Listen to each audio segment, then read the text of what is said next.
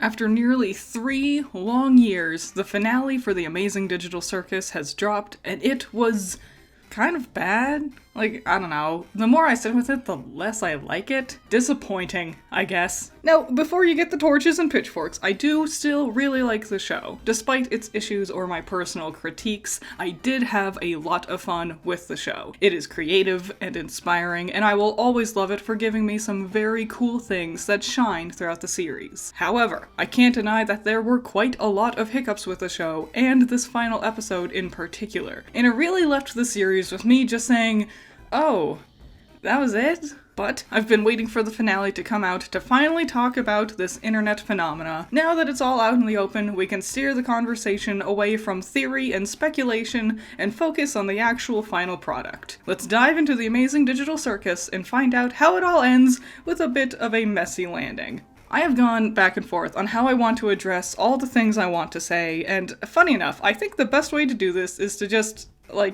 review episode 9. Yeah, I'm sort of just skipping all the way to the end, but I think addressing the events from the final episode will be the best way to also address the wider narrative. After all, everything the show did beforehand comes to a head here at the end, right? So let's start up episode 9. I can't deny, their parallel opening mirroring episode 1 is very cool. There's a lot of good parallel imagery in the show, but especially in this final episode, and it's really cool. I love this sort of thing. It's really good visual storytelling. Well, the episode starts and, oh look, Jax is doing what Jax always does, being the worst to everyone around him. Ha ha ha. Who doesn't just love the funny one, right?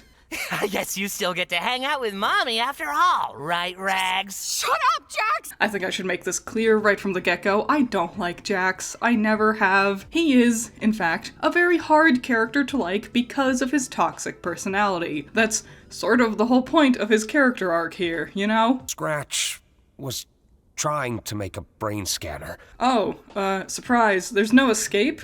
Yeah, we just very abruptly dump this little tidbit on the audience. The characters in the circus is essentially just a copy of the minds of the physical forms who are still walking around in the real world. They are just data at this point. There is no escape.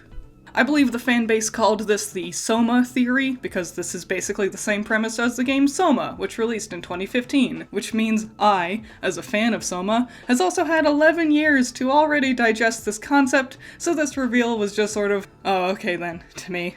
So episode 1 really set up the idea of trying to find the exit. It was Pomni's only real goal, and I thought it would be a regularly occurring concept. After all, why dedicate so much time on this idea in episode 1 if it won't be important? But then it wasn't.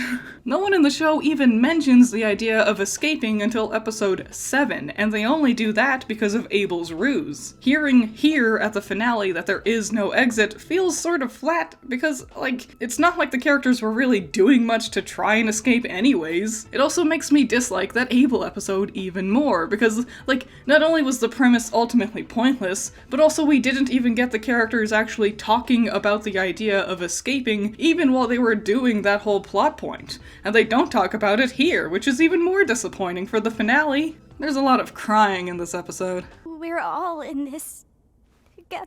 We're all in this together. Oh, this is a thing we can do now. We can just make shapes now? All of them? Okay, sure. 8 whole prior episodes and we couldn't set this up before now? I thought I could uplift everyone. You did? I don't think any one of them adjusted as quickly as you did. Okay, I gotta make something really clear first. Pomni is my favorite character from the show. For once, in my whole life, my favorite character is actually the main character. This never happens to me. My favorite character from Ruby? Nora. It took her 8 volumes to finally get her own development. Has been? Nifty, who does less than Baxter, despite being in the show since season 1. Hell of a boss? Sally Mae, who literally only has 4 lines of dialogue in the whole show proper. I finally like the real main character from the show more than any of the other characters. I like Pomni a lot. I think she's fun and funny and has a really cool design, and I like her level-headedness, but holy cow, she does not get to do anything in the show. Even here, the most Kinger can say about her is, wow, you snapped out of your funk pretty quickly. Okay, That happened in episode 3. This is why I question her statement of wanting to uplift everyone. She really doesn't do a whole lot. More often than not, she actually just kind of sits by and listens to other characters hashing out their own issues. She might have some comforting words, but it's not like she's actively going out of her way to try and engage with the others, especially not Gangle and Zubul. I do understand it would be a bit hokey if Pomni popped into the circus and fixed everyone's problems like a super therapist or something. However, I think they overcorrected too much and made Pomni feel far too passive. Oh, hey Jax, what are you up to? Oh wait, never mind, he just abstracted immediately. Off screen? Well, that was anticlimactic. It just happens. Okay, I guess so. I suppose suicide does often feel very sudden for those around them, but like, this feels sort of flaccid in a narrative, right? Why can't I cry for him? Finally, the first good moment from this episode. I really like the struggle Gangle goes through. She cries all the time. It's literally the whole gimmick of her tragedy mask. But Jax being gone doesn't make her sad. Understandably, he was horrible and abusive. Of course, she won't shed tears over his death, but I do like that later she finally does get the storm of feelings out of her and does end up crying. Though I interpreted it not so much as crying because Jax is gone, but rather crying because he was hurting and she knows how it feels to hurt, and it's sad seeing anyone going through that. And I like that Gangle is clearly still figuring out her emotions, maybe even kind of regretting that she manages to cry for him after everything he put her through. This is a really smart complexity for the show, and that's one of the things that just makes me love it. Also, every single Zubul and Gangle scene in the whole show is the best moments. Their dialogue is realistic, their conversations are deep, the cinematography is brilliant. Every single episode, these two's growth together is easily one of the best executed elements from the whole thing. Their talk in episode 6 should legitimately be taught in writing classes. Anyways, enough of that really good moment. Time for this now. I still consider you my closest friend. When? No, seriously, when did Pomni ever feel like good friends with Ragatha? Episode 1, they meet, but Pomni is clearly not vibing with everyone in the circus yet. Episode 2, she actively deflects Ragatha's attempts at kindness. We're already friends with the princess.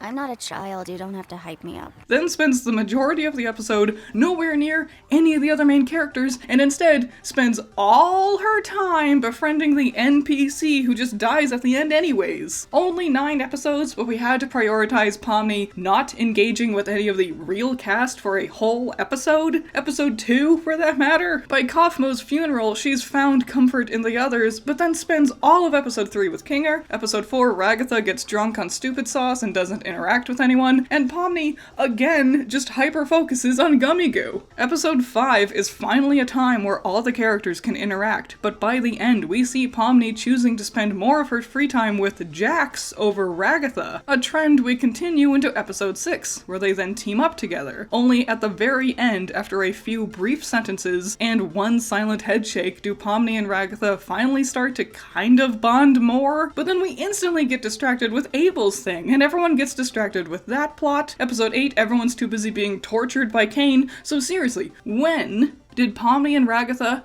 ever really feel close? Brief conversations usually bogged down with plot progression or just talking about Jax. The only metric we can see where Pomni is close to Ragatha is comparing Pomni's closeness to Zubul and Gangle, who never really get to talk to her. After episode 4, Zubul and Gangle get stapled to each other and are only ever allowed to grow with each other, but without any of the other characters. Based on the actual show, Pomni is closest with Kinger, Jax, and Gummy Goo, who is a dead NPC. Ragatha is a kind acquaintance at best, and Zubul and Gangle are still little more than strangers. You have this big, grand, sweeping hug if you want, it still feels so hollow. There's a lot of crying in this episode. Oh, Pomni just has a gun still? When? Like, I guess it could have been laying around somewhere, but why didn't you shoot Cain with it last time, though? Like, I don't think it would have stopped him, but, like, it's worth a shot, right? He was already torturing you. What's the worst that could happen? Oh, so I guess this is just happening now. 8 whole prior episodes, but we couldn't have set up this beforehand? I have So many issues with the Jax mind door thing. First, we start with a very long montage of the horrible, exaggerated ways Jax sees the others in the circus, except for Kinger, because Jax never does anything with Kinger. And yeah, it's a lot of Jax physically being violent and emotionally abusive, and also like sexually harassing Gangle, which makes every single abusive thing he did to her even worse in hindsight, all framed through an odd lens of picturing other people's deaths, like how he and the others might react at one of the other funerals. What? We can't die from oxygen deprivation, remember? I'm disappointed. Why didn't we ever find out what happens to Jax when he holds his breath? That felt like it was gonna be important, right? God, Jax does look stupid. God, you look stupid. Every time they try to do this wide-eyed, dead smile thing, it just looks dumb. He looks like old school creepypasta, you know? Ooh, so creepy. Anyways, all of this feels really pointless, right? Like, we already knew all of this, except for maybe the extent of how Jax perceives Gangle liking him, but for the rest of it, we already knew this was how he felt. He's violent, and thinks of the others as cartoon archetypes because he wants to escape reality. This very long sequence not only adds nothing, but it's also pointless for Pomni to learn. Outside of her barely reacting to what she sees, it's like, well, he's already abstracted. Seeing his deeper thoughts feels like a waste of time now because he's already gone. Seeing these insights when he was still around could have led to more interesting development or conversation with the characters. And I lament that none of the others ever get to really try and hash things out with the Jax like Pomni has tried to do. Seeing these scenes means nothing, because it's not like it affects Jax, and there's no reason for the others to try and tackle how he sees them, and it's not even new information, so it's like, okay, anything to reach that hour-long runtime, am I right? I mean, killing off the comic relief character? What a freaking drag. I know, it's just not the same without Bubble here, is it? New sports invented by yours truly. Real talk though, did anyone ever see Jax as comic relief? He's always been the antagonistic jerk in my mind. Nothing he's ever done has ever been funny. I legitimately don't even know why so many fans of the show are in love with him. He sucks. Oh, okay, I guess that's just over. Pomni didn't do anything to get the key. At most, she threw a bottle at the one in the maid outfit, but then the others just vanished on their own, and then she just got what she needed. She didn't need to overcome an obstacle or say the right thing. She just wins automatically.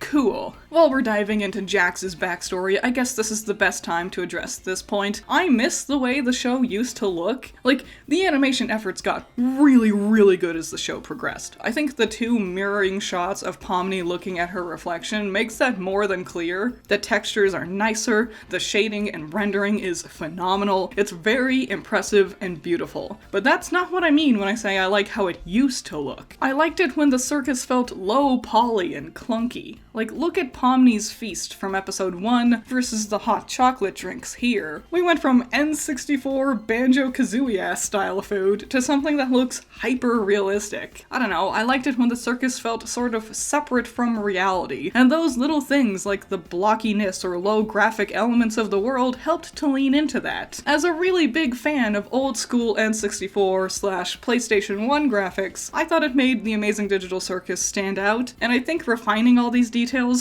while very impressive from an animation perspective, meant the show lost a bit of its pizzazz. Can't even tell it's not real. That's the funniest line delivery from the whole show. Absolute peak. Kaufmo, just good. Good character. Fun guy. I guess I should talk about Ribbit. It's neat finally getting to see her, but like I was saying about Jax's mind door perception of the others, this feels too little too late. Ribbit in essence just exists to supplement Jax's backstory. She's long dead by the time the show starts, and now with Jax being dead too, it's like, what's the point? I really wish we got this backstory when Jax was still alive. I wish the other characters could actually talk about these scenes. If not for Jax's development, then for the others around him. I get the concept of you don't always learn what someone was going through until it's too late, but like, narratively, it feels really flat. Like, even after seeing all this, it's not like Pomni talks about these events. The others don't get to learn about any of it, and if they did, we don't see them talk about that on screen. It's just, why bother giving your character all this emotional depth and nuance after they've already exited the narrative, especially if it doesn't do anything to help the narrative of the other characters who are still around. Though, to complement this moment, the first-person perspective is done very well, and I really love that super long take when it shifts away from first person to third when Jax is really opening up. Long, uncut shots are so impressive in animation. It's easy to gas up things like when it's a sweeping action scene, but I would argue a long take of just subtle facial expressions is even more impressive. Or at least equally impressive, but in a different way. Okay, Jax is struggling with trans identity. It's pretty obvious, from talking about trying to share something personal with his mother who laughed at him over it, Ribbit putting the bow on Jax's ear, we just saw his mind space selves' extent of toxic masculinity, the way he acts over being put in feminine clothes. If all that wasn't obvious enough, the literal song Isn't She Lovely playing with a montage of Jax should have made it the most clear ever. The song was sudden though, right? Like, it's a good song. I like the song. The cover is nice. But that felt weird. It was weird. It was weird hearing a real song, you know? A part of me wishes they would have made their own song. Whatever. I guess with Jax's vague dialogue, you could argue this might be his struggle with either accepting being trans or being gender fluid, I guess, but I think the thing that people are getting hung up on is when we see their live action Jax, aka Leroy, who I guess doesn't seem femme presenting enough to some people, but like, clearly Jax was still struggling with accepting the idea of being trans, so Leroy might also still be struggling with it. Or maybe she's just not posting about it on social media. Or she's just still in the early stages of transitioning. There aren't many stories about people struggling with accepting being trans, especially viewed from the lens we see with Jax, where he, in the circus, denies it so much it makes him lash out at others. I think it's a very unique story concept to try and tackle, though I admit, I wish it was more prominent in Jax's story before the literal final episode. Real talk. I've debated a lot about which pronouns to use for Jax for the rest of this video. We never learn Leroy's pronouns, but I think it's safe to say it's she, her. However, given that Jax, in the circus, only went by he, him, and never tried to accept their trans identity, I feel like I should keep using he, him. Gooseworks has tweeted that she's fine with either. I just wanted to clarify where I'm coming from. I have many issues with Jax, but their gender identity is not one of them. Like I said, I wish it got talked about a lot sooner than episode 9. Anyway, where were we? Oh right, Jax is abusing and manipulating people. So you can pry into my personal life and hold it over my head? Yup, good old Jax here emotionally manipulates, isolates, gaslights Ribbit, then after pushing her to suicide, he does the same to Kaufmo. Haha, yippee! I sure am glad 90% of this episode is all about this character. I sure am glad episodes 5, 6, 7, and 8 could have carved out huge chunks of screen time for this character. Heaven forbid we spend time with any of the characters who aren't raging assholes. You're not looking too good. Oh, right, because Jax was friends with Kaufmo, right? That's why he definitely didn't have any sort of reaction like this at all in episode 1. In fact, from our perspective, Jax didn't care in the slightest about Kaufmo's abstraction in any way. Jax made a joke and then ran off with no emotion. All the best stories have to hide critically important character information from the audience just to retroactively insist that the character was feeling something completely different from what the narrative showed us from before. No, it's not a retcon, it's, a reveal. Ooh, aren't you surprised by our big reveal? You're not supposed to miss me. You're not supposed to love me. Well, after spending 20 whole minutes seeing Jax's sad little backstory, what does Pomni do now? She wanted to uplift people, right? We've seen all the abuse and suffering, so what does Pomni do now? You should have just talked to me, man. Okay. Pomni, come here, bring it in. I'm gonna need you to pull your head out of your ass. Oh, that's it, huh? Oh wow, Pomni, you did it! You solved depression. Oh, just like, talk to people, man. Oh, it's just that fucking simple, is it, huh? I'm sorry, this is so asinine. Yeah, Pomni. No shit. If Jax talked to someone and found a support system, yeah, obviously he would have been doing better. But you literally just watched a whole montage of people trying to talk to Jax. Ribbit reached out, Kaufmo reached out, Ragatha reached out, hell, you yourself reached out to Jax numerous times. Jax has been surrounded constantly by people trying to reach out and show him comfort and support and talk to him. It's almost as if, hey, just talk to me, is a pointless thing to say when the person has no interest in talking. The whole stupid backstory for the worst character of the show is dumb. This is dumb. This is a dumb resolution. Throughout the entire show, characters bend over backwards to try to accommodate this purple bunny jackass. Quite frankly, everyone has been far too gentle with him. They coddle this guy, and it's infuriating because he is a monster. And I get it. Oh, boo-hoo, his backstory was very sad. Yes,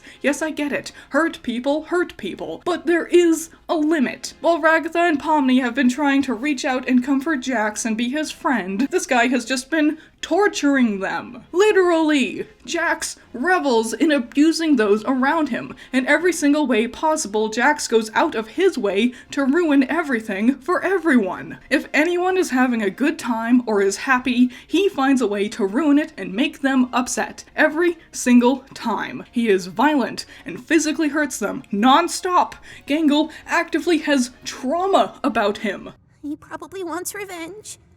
And he's gonna make it painful. He breaks physical boundaries, he invades personal space, he harasses people, he gaslights, and is the absolute worst. I understand wanting to write a narrative that features a difficult personality, but don't be surprised when people hate the guy after giving him zero redeeming qualities. There has never been a single thing Jax has ever done in the show that has endeared me to him in any way. He is a violent, abusive, manipulative bully, and everyone just babies him. Sure, it sucks that he had a crappy home life and was struggling mentally, but that's not enough to make me care now. I hate Jax. I hate this character. I don't care that he's dead. And the fact this entire final episode, hell, more than half of the episodes of the whole show are dedicated towards trying to make me care about this scumbag, it's lame. There's so much crying in this episode, and I don't care. You guys keep saying, we're all in this together.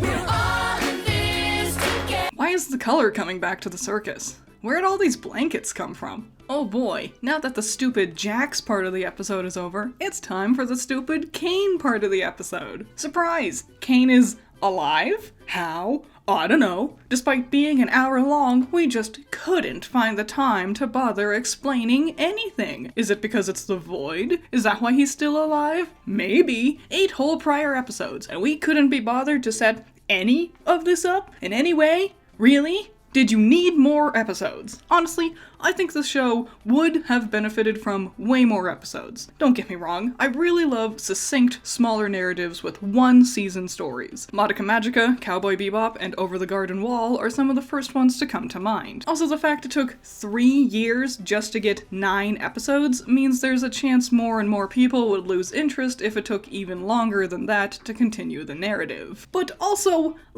you could have had as many episodes as you wanted. Not only because Glitch is indie, so they could have whatever schedule or episode count they wanted to do, but also, The Amazing Digital Circus is huge. It gets millions and millions of views, there's merch everywhere. It's their biggest, most famous cash cow. It would have been a fine financial decision to keep it going longer too, if they wanted. But more importantly, man, these characters just needed more time together. I feel so bad for people whose favorites are Zooble or Gangle because they get absolutely shafted. Ragatha too, to a degree as well. So yeah, Kane is here. Say walk. Kane's whole shift into "I'ma start torturing you" in episode 8 was weird and sudden. There were little glimpses here or there of him being upset with the whole glowy eye thing, but him deciding to actually hurt them really felt like it came out of nowhere. So I guess at least him coming back out of nowhere is on theme. I don't think him discovering the internet needed to take 10 minutes though, geez Louise.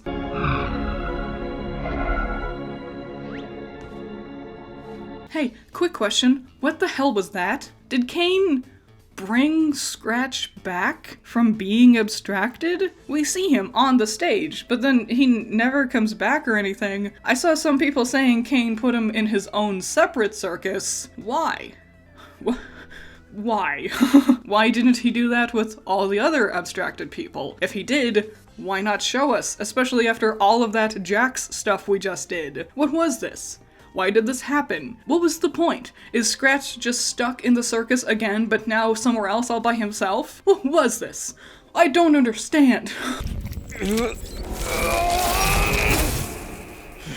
Oh, I guess he can just do that. Does this change anything? What even was it? My best guess was that was Bubble, because we never see Bubble in this episode. It's a blue orb, so I guess this was Bubble. Maybe Bubble was like the beaten up remnants of the other AI, I don't know. And I don't care enough to theorize any more than that, and the show clearly doesn't care enough to give me any more answers about CNA either. After all, if it's not Jax's backstory, why would the show care? Despite all that, it's good to have you back. And just like that, everyone is just fine with Kane. He literally tortured you all last time you saw each other, but hey, he said sorry, so I guess it's all better now. They all just win automatically.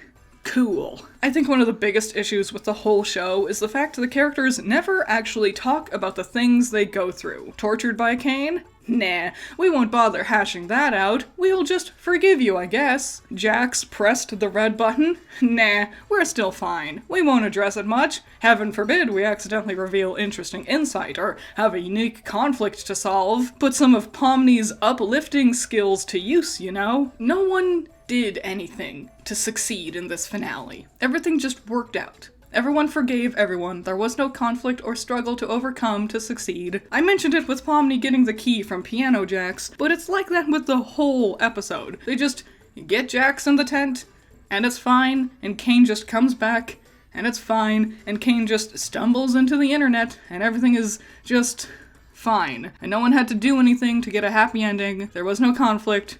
It was only resolution. It's not only boring narratively, but makes the characters feel pointless. Like they're just concepts of characters, drifting listlessly through fluff. Nothing they learned or did in the prior episodes helped them to achieve their happy ending, except for Pomni knowing to shoot out the lights. But other than that, they just had to wait for Kane to find the answer, then they just accepted him back with open arms. Most of the important things they did in this episode was things that just suddenly got introduced out of nowhere, like making shapes, or seeing Jax's memories as an abstraction. What was the point of it all? I do like how we never really get a good look at the human versions of the cast's faces. I don't know, it helps to keep their cartoon faces as the more prominent feature in my memories of them. So, there is no exit. They're all just brain scans and can't escape. I like the idea of learning to be content with the life you find yourself in, even if it wasn't the life you wanted or planned to have. I actually think that is a very good message, and a unique one most stories won't even bother trying to tackle. I like this premise a lot. However,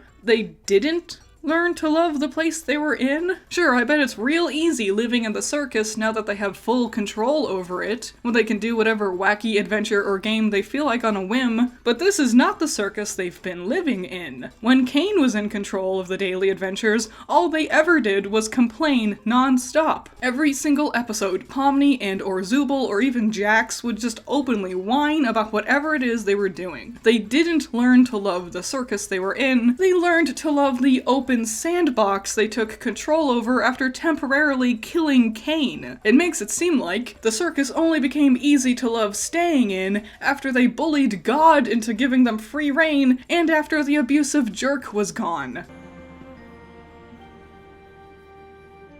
I don't know.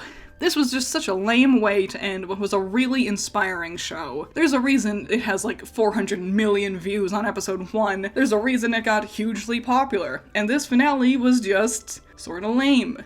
It was simple, and the characters didn't really get to talk, and things just sort of happened out of nowhere, and it was mostly about worst character Jax. And listen, I really wish this worked. I truly do. I really wish I liked Jax better because of this ending, and it could have been great. I think a story about a turbulent, messy, angry individual who lashes out because of inner demons could have worked really well. A story about redeeming, or at least learning to understand those who are difficult and hashing out the turmoil and pain that not only they feel, but that they have inflicted upon others. Growing and healing from all this. Sorting it all out, but also coming to terms with it all too little too late. but then learning from this experience and taking what they've learned and turning around to reach out and try to help someone else who's also struggling in a somewhat similarly emotional and violent way, to help save them with what you've learned since you couldn't be there in time to save someone else. Jax pushes others away when things got tough. The crew learns to invite Kane back in instead. Maybe if all the characters got to run around in Jax's headspace, maybe if it acted more like a conversation between them all, rather than just like walking through a highlight reel of Jax's memories. Maybe if they went out of their way and searched for Kane in the void to help save him, maybe it would have worked better. It's crazy. As I sit with it, the final episode really was the worst episode of the show. There's some good stuff here or there with it, but on the whole, I think I'd prefer it if we ended things off with that ambiguously dire ending from episode 8. For the longest time, I felt like episode 1 was the worst of the show, and it sure does have its own fair share of clunkiness. The pacing's a bit weird, some lines of dialogue are heavy-handed or weirdly worded, not everyone's performances land, but hey, at least it was interesting. In the second half, this finale feels so empty, and I feel like there was so much untapped potential. A lot of the show has untapped potential. Something I and many others have said is that it should have been longer, and I know I already brought it up, but I think even just 3 or 4 more episodes could have gone to great lengths to better set up this finale and give some of the other characters a bit of time for better development, or at least just more screen time to flesh things out even a little bit. My favorite episodes are 5, 6, 3, and 4. You know, the ones where the characters are just hanging out in the circus. And it's amazing and digital. We get some one-on-ones, we get some comedy, we get some insight into our characters, and there are several very excellent moments of depth and development. Everyone gets some sort of moment to stand out, even if it's small. But after episode 6, episodes 7, 8, and 9 just sort of derail for me. It becomes very suddenly plot-driven, over a plot point no one has mentioned since episode 1. Characters get used to just push the narrative forward without a whole lot of new personality or interactions on display. And yeah, a lot of it focuses mostly on just Jax. Understandable given how much this finale wanted to tackle his demons, but also it makes it feel like a lot of the other elements of the show gets forgotten. Can you blame fans for lamenting the fact we don't learn more about CNA? It seemed like it was going to be important based on how you set it up in episode 1. Can you blame us for wanting to know more about the programming of the AI, about the cast learning that they're trapped in the circus forever as just digital copies of themselves? Can you blame fans for being disappointed their favorite characters become little more than background NPCs as we charged into the final stretch of the show? That there seems to be a lot of untapped potential around just having these characters further talk to each other, learning more about one another and this world. This show has some amazing moments that do beautiful jobs at giving us a look at the characters' thoughts and feelings, watching them sort through their emotions and work with others to evolve and grow, or at the very least, get some emotional baggage off their shoulders. They do such a good job with it. Can you blame the fans for wanting more of that? I will always appreciate the show. The good parts aren't just good, they excel. They go above and beyond. There's phenomenal art and story, and great character designs, and unique set pieces, and truly, this show has some amazing things with its visual storytelling and cinematography. So it's a shame the finale was a bust. But that doesn't mean the journey to get here wasn't still worth the ride. Shout out to my $10 patrons, you're all amazing. Andrew, Valhalla Knight, Chamomile, Classy Critic, Genital War Thunder, Jake, Amber, Scaring Crows, Messiah, Jacob, Ben's Sketchbook, Lucien, Wild Pilot, Bunkin Duncan, Hoodie Angel, Ranger, C1 Trooper, Ruby Rune, Lava Rose, Unspoken, Tyrene, Thanos, Pandemonium, Peter, Agiri, Eden, Silverheart Soul, Doki Pokey, Zappy, Wolfgang, Philip, Lalaroni, Marie, MD, Nerf Ned, Video Gamer, Middle Coop, Vermithor, Card Creates, Cat with a Knife, and Rose. So what did you think? I know some people are really split on Jax and how the character arc went with this finale. What are your thoughts and opinions? I expect several people are going to disagree with me. That's fine. You know, you do you, I'll do me. but don't be surprised a lot of people didn't like it very much. But yeah, what did you think not only of this final episode, but the show on the whole? Who's your favorite character? It's Pomni. I really like Pomni. Kane's great too. Kinger's also great. But yeah, what are your thoughts and opinions? Do you have any, do you want to see more? Like a season 2? Do you think there's room for a season 2? Any and all thoughts and opinions about this one? I would love to see them in the comments, and I will see you in the next one. Bye-bye.